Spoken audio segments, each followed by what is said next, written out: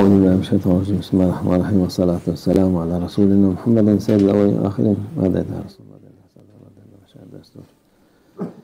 قال رسول الله صلى الله عليه وسلم إن الله تعالى قبض أرواحكم حين شاء وردها عليكم حين شاء يا بلال قم فأذن في الناس بالصلاة. Peygamber sallallahu aleyhi ve sellem buyuruyor ki şüphesiz Allah ruhlarınızı istediği zamanda kabz etti. Our beloved Prophet, peace and blessings be upon him, said that without any doubt Allah Almighty may capture our souls anytime. Yani uyuduğu vakit insanın ruhunu Allah kabz etmiş oluyor. When you sleep, Allah Almighty takes your soul. İstediği zamanda onları size geri verdi. And He Almighty Allah may give your soul back and make your soul return whenever He likes. Yani uykudan uyandığınız vakit ruhunuz yine size geliyor. So when you wake up because Allah Almighty allowed your soul to return to you. Allah Almighty made your soul to return to you. Ey Bilal kalk ve insanları namaza davet et.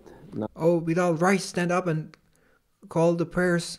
Call the believers to the prayer. Make the adhan. Namaz, ezan oku diyor. Yani uykudan kalkınca bazı insanlar uykudan kalkamıyor. Some people do not manage to wake up from their sleep. Allah onların ruhlarını geri vermiyor. And those who do not wake up at all are the ones whose souls are not made to return by Allah Almighty to their bodies. Vefat ediyorlar. And they thus die. Kalkacak olan için Allah daveti olarak ezan Allah'ın davetidir diyor Peygamber sallallahu aleyhi ve sellem buyuruyor. But those who are allowed to continue to live, their souls are made to return to their bodies and they wake up. And after waking up, our beloved Prophet, peace and blessings be upon him, instructs in this hadith Sayyidina Bilal to recite the adhan, to call the believers and to invite the believers to Allah Almighty. قال رسول الله صلى الله عليه وسلم تحول عن مكانكم الذي أصابتكم فيه الغفلة. Peygamber sallallahu aleyhi ve sellem buyuruyor ki mescide size uyku bastıran yerinizi değiştirin. Our beloved Prophet, peace and blessings be upon him, says that when you are in the mosque and you feel tired, you feel sleepy, then change your place. Uyku bastırma insana kalksın oradan başka yere gitsin. So when you feel sleepy inside the mosque, then simply change your place inside the mosque. Olduğu yerde olsa daha uyku basar, uykular kalır. Because if you feel sleepy and if you remain in your place, then you will be overcome by your sleep and you will fall asleep. Onun için yer değiştirmek lazım. Therefore, inside the mosque, when you feel sleepy, just make a change of place. قال رسول الله صلى الله عليه وسلم ليس في النوم تفريط إنما تفريط في اليقظة أن تؤخر الصلاة حتى يدخل وقت الصلاة الأخرى. Peygamber sallallahu aleyhi ve sellem buyuruyor ki uyku hali kusur oluşturmaz. Yani uyuyorsa insan bir şey değil. When you sleep, you are not in a state. You don't commit mistakes. Sleep is not the reason for you to commit a mistake. Ancak uyanık iken diğer namazın vakti gelinceye kadar önceki namazın geciktirmesi ile kusur olur. However, our beloved Prophet, peace and blessings be upon him, says that when you are in a state of, when you are awake, however, and you delay your prayer, you miss your prayer from one time to the other time, you delay your prayer, that you miss it, then that is a mistake because you were in a state of being awake. Yani uykuyu biraz geç kalırsa insan şeyde olur. So if you sleep and you don't manage to wake up and you are a bit delayed, then it's not an error, it's not a mistake. You may just pray when you wake up. Ama uyanıkken kalkıp da bir namazı kılmaz, öteki namaz vakti girene kadar duran insan esas o gaflettedir diyor. But the heedless one, the one who commits a mistake, is the one who, even though he is awake, he delays his prayer to the extent that the next prayer starts. That person who, despite being awake, misses his prayer and delays his prayer is the one who commits a mistake and is in a state of heedlessness. Kusur da olur o vakit. قال الرسول صلى الله عليه وسلم من نسي صلاة أو نام عنها فكفارتها أن يصليها إذا ذكرها. Peygamber sallallahu aleyhi ve sellem buyuruyor ki namazını unutarak veya uykuda iken geçiren kişinin kefareti onu hatırladığı zaman kılmasıdır. Our beloved Prophet, peace and blessings be upon him, says that if you are asleep or if you forget and your prayer is delayed, then you should perform the prayer. In order to make up for that miss, you must perform as soon as you wake up or as soon as you remember. Yani bir unutuyor insan. Bazen insan meşgaleden namaz kıldım mı kılmadım mı diye ya kılmamışım diye vakit geçmiş oluyor. Some people, they are so busy or so preoccupied that they forget, and then they realize that they actually missed the prayer or that their prayer was delayed and they have not yet performed their prayer. Then they should perform their prayer as soon as they remember. Ya uykuda kalmış oluyor. Onun kefareti hemen onun yerine namazını kılmasıdır. Or sometimes people may fall asleep and they may not manage to wake up right in time, and then they should perform their prayer as soon as they wake up. Kefaret olarak onu. And when this is considered to be then kafara, so that means that they have made up for that prayer which they delayed or missed. قال الرسول صلى الله عليه وسلم من أدرك من الصلاة ركعة فقد أدرك الصلاة. Peygamber sallallahu aleyhi ve sellem buyuruyor ki cemaatle kılınan namazdan bir rekata yetişen kişi namazın tamamına yetişmiş demektir. Our beloved Prophet, peace and blessings be upon him, says that if you are too late but you still make it to the Jama'ah and you still make it to the last rakah, then it means that you made it to the complete prayer. Yani cemaat namazına bir rekatta bile yetişirse o cemaate yetişmiş sayılır diyor Peygamber sallallahu aleyhi ve sellem. So even if you are late and but you reach the Jama'ah and the Jama'ah has already progressed, so they're performing the last rakah, but you make it to the last rakah, that last rakah will still mean for you that you've made it to the Jama'ah and you've made it to participate in the Jama'ah of performing that prayer. قال الرسول صلى الله عليه وسلم من صلى ركعة من الصبح ثم طلعت الشمس فليصلي الصبح. Peygamber sallallahu buyuruyor ki kim sabah namazına bir rekat kılar ve de güneş ortaya çıkarsa sabah namazını tamamlasın. Our beloved Prophet, peace and blessings be upon him, says that if you perform Fajr prayer and you have performed the first rakah and then the sun rises, you should then complete your prayer. You should still complete your prayer even though the sun rises. O şey tamamlanacak. قال رسول الله صلى الله عليه وسلم من لم يدرك الركعة لم يدرك الصلاة. Peygamber sallallahu buyuruyor ki cemaatle kılınan namazın son rekatına yetişmeyen kişi namazın tamamına yetişmemiş demektir. O 4 rekatı imam selam verdikten sonra tamamlayacak onları. And our beloved Prophet, peace and blessings be upon him, says that if you don't make it to the last rakah of the Jama'ah, then you have not made it to the prayer in Jama'ah. You must complete your prayer praying the full 4 rakah, for example. قال رسول الله صلى الله عليه وسلم إذا صليت فلا تبزقن بين يديك ولا عن يمينك ولكن ابزق تلقاء شمالك إن كان فارغا وإلا فتحت قدمك اليسرى وادلكه. Şimdi eskiden Peygamber sallallahu aleyhi ve sellem mübarek Mescid-i Nebevisinde seccade yoktu falan, kumdu oralarda. During the times of our beloved Prophet, peace and blessings be upon him, the ground in the Masjid of our beloved Prophet, peace be upon him, was just sand. There were no rugs or prayer rugs. Onun için bu namaz kıldığın zaman buyuruyor Peygamber sallallahu aleyhi ve sellem, kıldığın zaman önüne ve sağına asla tükürme. Yani namaz kılarken şey vardı, kumdur diye şey olursa tükürebiliyordu. And our beloved Prophet, peace be upon him, said that in prayer you should never spit in front of you or to your right. And again, back in those days, they did not have rugs as we have today, but the ground was just made of sand inside the mosque. Ama sağ tarafa hem öne tükürme diyordu Peygamber sallallahu aleyhi ve sellem. And thus our beloved Prophet, peace and blessings be upon him, according to the circumstance of that time, and with the ground just being sand, said that you should not spit right in front of you and not to your right. Eğer boş ise sol tarafa tükür.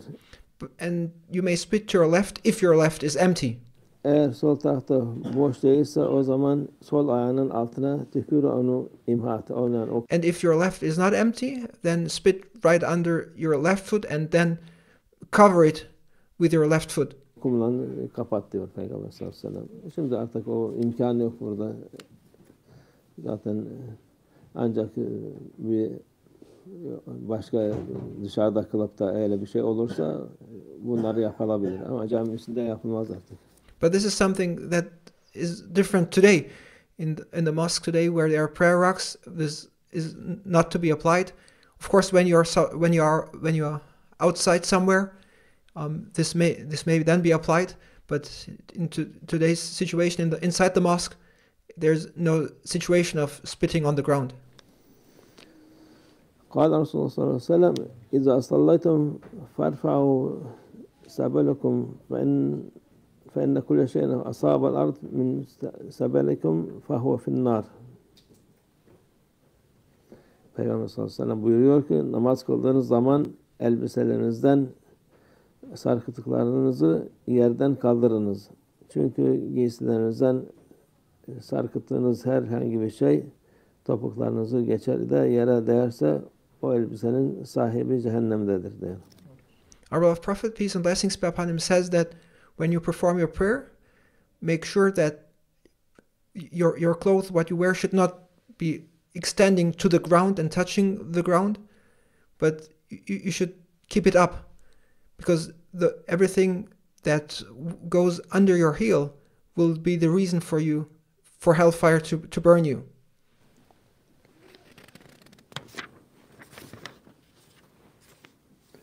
قال رسول الله صلى الله عليه وسلم إذا قام أحدكم في الصلاة فلا يغمض عينيه.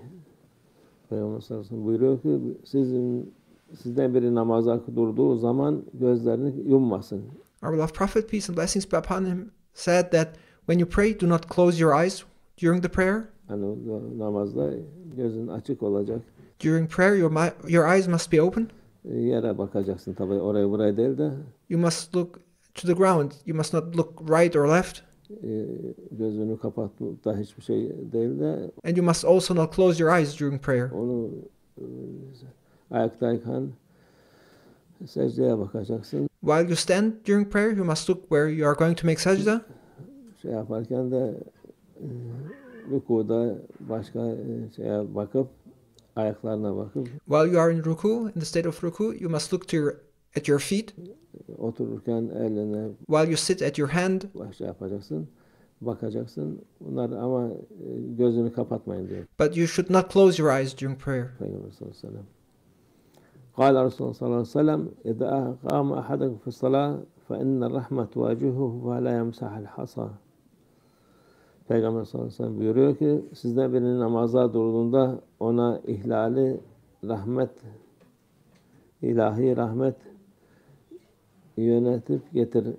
yönelip gelir diyor. Our beloved Prophet, peace and blessings be upon him, says that when you stand in prayer, the divine mercy will be directed to you and will shower on you. Yani o insan namaza durduğu vakit Allah'ın rahmeti ilahi bir rahmet gelir ona. When you are in prayer, Allah Almighty's divine mercy will reach you. Bu sebeple de kişi namaz kılarken secde yerinde bulunan çakıl taşlarına huşusunun gitmemesi için el sürmesin. Yani başka şeyle meşgul olmasın. And therefore, while you are in prayer, you should not distract yourself, and you should not occupy yourselves with anything else. You should not touch, for example, if you're praying on pebbles, you should not play with pebbles. You should not occupy yourself with anything else during prayer. Namazına baksın. O During prayer, you should fully concentrate on your prayer. ilahi rahmetten mahrum olmasın diye. Because Allah Almighty, He showers His divine mercy on you while you're in prayer, and you should not deprive yourselves of that mercy by distracting yourselves with other things during prayer. قال رسول الله صلى الله عليه وسلم إذا كان أحدكم يصلي فلا يبصق قبل وجهه فإن الله قبل وجهه إذا صلى. Peygamber sallallahu aleyhi ve sellem buyuruyor ki sizden biri namaz kıldığı zaman yüzü kıble tarafına tükürmesin. Our beloved Prophet, peace and blessings be upon him, says that when you pray, you should not spit into the direction of the Qibla. Çünkü namaz kıldığı zaman Allah yüzü tarafında olur. Yani o Allah azze ve celle saygısızlık olur. Onun için Because spitting into the direction of the Qibla is inappropriate behavior directly towards Allah Almighty. karşıya tükürmeyin diyor Peygamber sallallahu aleyhi ve sellem. That's why one should not spit in direction of the Qibla, because it's improper behavior towards Allah Almighty, as if one would be spitting in direction of Allah Almighty. قال رسول الله صلى الله عليه وسلم إذا صلى أحدكم فليلبس نعليه أو ليخلعهما بين رجليه فلا يؤذي بهما غيره. Peygamber sallallahu aleyhi ve sellem buyuruyor ki biriniz namaz kıldığı zaman ayakkabılarını giysin veya ayaklarının arasına çıkarıp koysun. Onlarla yanında ya önde koyduğu başkasına eziyet etmesin. Hani ayakkabıları da Peygamber'in her iyiliği, her güzelliği herkes için düşünüyor. Onun kimseye zarar vermesi, kimseye eziyet olmasın diye onu kenara koyun ya ayağınızın arasına koyun diyor. Our beloved Prophet, peace and blessings be upon him, always taught how to make sure that nobody is disturbed, nobody is harmed. And he showed us in every detail how we must pay attention to our fellow Muslims. And in this hadith, our beloved Prophet, peace and blessings be upon him, mentions that during prayer, before prayer, make sure that to not just throw your shoes somewhere where somebody may be disturbed by them, but make sure to put them aside nicely, or to put them in between your feet if there's no place, so that nobody is disturbed or prevented from prayer because of your shoes. قال رسول الله صلى الله عليه وسلم إذا وجد أحدكم عقربا وهو يصلي فليقتلها بنعله اليسرى. Peygamber sallallahu aleyhi ve sellem buyuruyor ki sizden birisi namaz kılarken bir akrebi fark ettiği zaman onu sol ayakkabısıyla öldürsün. Our beloved Prophet, peace and blessings be upon him, says that if one of you during prayer sees a scorpion, then he should kill that scorpion with his left shoe. Yani tabii o hem muzır hayvandır, haşerattır, zehirli olduğu için onu da ayakkabısıyla, sol ayakkabısından diyor. Because the scorpion is toxic, and in order to prevent somebody from getting poisoned, our beloved Prophet, peace and blessings be upon him, instructs us, even though we may find ourselves in prayer, to kill that scorpion with one's left shoe. Öldürsün. Peygamber sallallahu aleyhi ve sellem buyuruyor gene Resulullah sallallahu aleyhi ve sellem "Uqtul hayya vel akrab ve in kuntum fi salah." Namazda olsanız bile yılanı ve akrabı öldürünüz. And again, our beloved Prophet, peace and blessings be upon him, says that even though you may be in prayer, if you see a scorpion or a snake, kill that scorpion or snake. Çünkü tehlikeli onlar, oradaki bu haşerat hayvanlar yani tehlikeli olduğu için başka zarar vermesine namazda bile olurken öldürebilirsiniz. Because they are poisonous and they may cause harm.